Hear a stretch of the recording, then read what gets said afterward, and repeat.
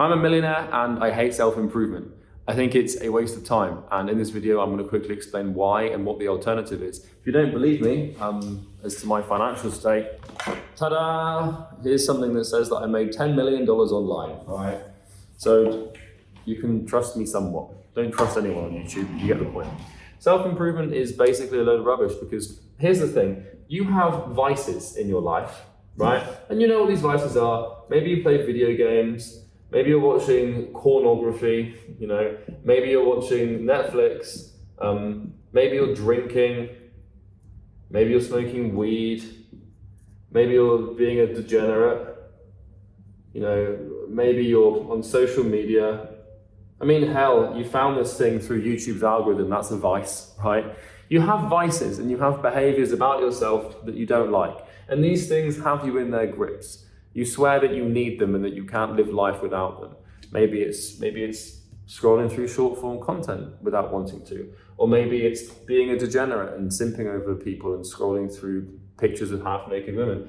Maybe it's drinking, maybe you drink every weekend, or maybe you smoke weed from time to time. But you swear you're not an alcoholic and you swear you're not a stoner. You just do it because you need it to, it makes you feel relaxed. Maybe you spend all your time watching Netflix shows, or you know, you're on bad websites that you shouldn't be on at 3 in the morning feeling guilty for it. The problem is self-improvement actually fuels these things. And I know that sounds absolutely insane, but let me explain. So vices require some level of justification. You will not do a behavior if you do not think it is just. In other words, you will not perform these acts of debauchery if you don't think you deserve to. And the problem with self-improvement is what it does is it basically allows you to offset and justify your idiocy. And so what this means, and self-improvement is going to manifest in a few different forms. And I'm not saying that I'm not advocating for you improving your life. I think like taking better care of your mental health, taking better care of your physical health, improving your relationships, improving your relationship with yourself. These are things that you should do. And I'm going to give you the alternative in a second. But the problem with self-improvement, like journaling or like, you know, all this stuff that you're trying to do, like meditation and like, you know, all this and reading and this, that, and the other, it's kind of like, it acts as a coping mechanism. And it's like you do these terrible things, you smoke the weed or you watch the pornography, right? And you're like, well, as long as I write it in my journal, it's fine.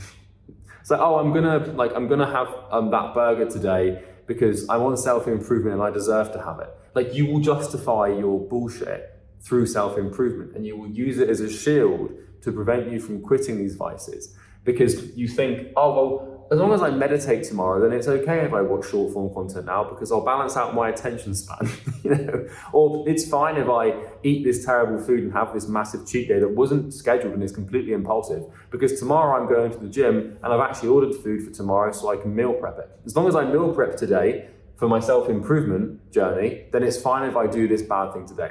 And so what you're going to keep doing over and over again is justifying your vices and keeping them in your life because you feel like you're offsetting the bad stuff you've done through self-improvement.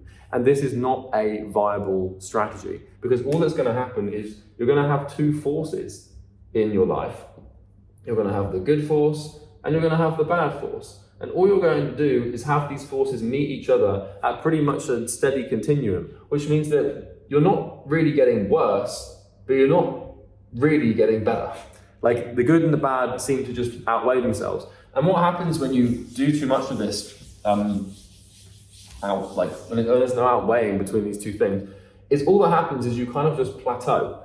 Like your vices don't carry you down into the darkness, but your good side doesn't carry you up into the good side because you just stay at this steady level of plateau where your bad is meeting your good and you're justifying the bad with the good.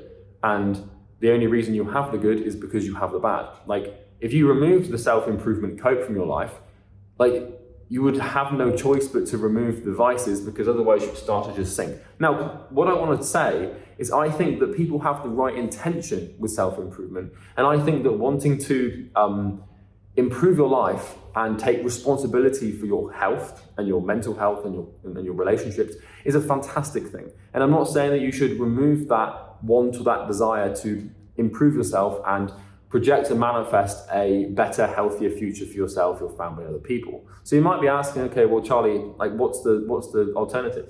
Well, to me, I can tell you what I've done, because I used to go through this cycle. It's just work. Work is how you solve the problem, okay?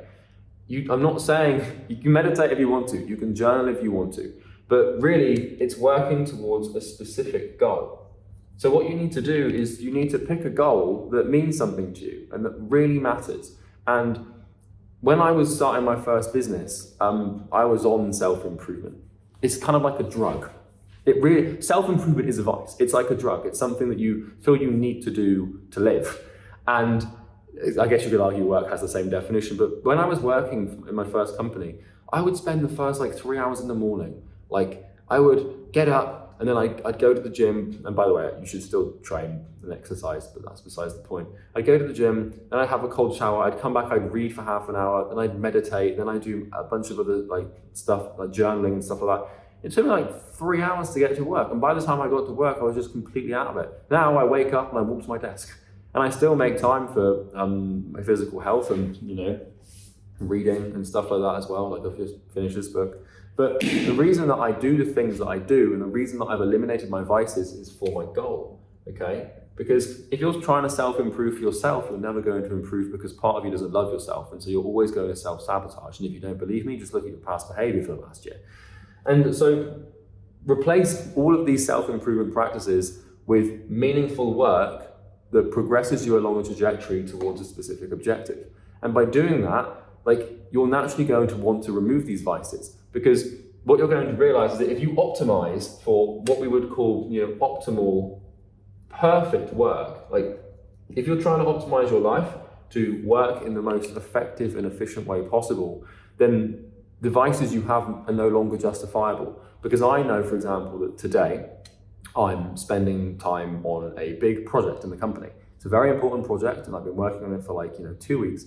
And I know that right now, although I might crave a cheeseburger and fries, I know that if I eat that much rubbish food right now and that I let that vice in, my work is going to suffer. And so what you want to start doing is looking at your life and asking yourself, how can I become the most optimal, perfect worker for my goal? And I'm not saying that you should work for something you don't want to work for, but you need to tell yourself what you want, and then you will be able to justify the removal of vices through this. For as long as you're on self-improvement, why do you want to improve yourself?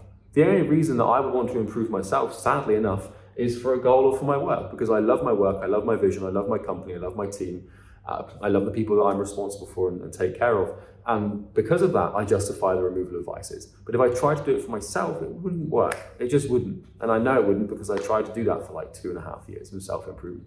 So I think everyone that tells you to do self-improvement they have good intention, and they're not evil for telling you. They just misunderstand this premise. And they don't seem to get that it doesn't matter how much journaling or meditation you do. If you're watching bad videos and you're doom scrolling and you're smoking weed and eating junk food every day, and then you tell yourself, oh, I can do this today, and it's okay, I'm doing this because I'm still journaling, I'm still meditating. It's a coping mechanism. Self-improvement is a vice. It doesn't really, why do you want to improve yourself? Why? You have no reason, you have no goal, you have no purpose, so what's the point? And you could argue because I want the best for myself, but you don't have to look much further than your behavior to realize that's not true. You can say something, but really your actions determine what you actually believe to be true. And it's unlikely that your actions are showing the right thing. So yeah, bye.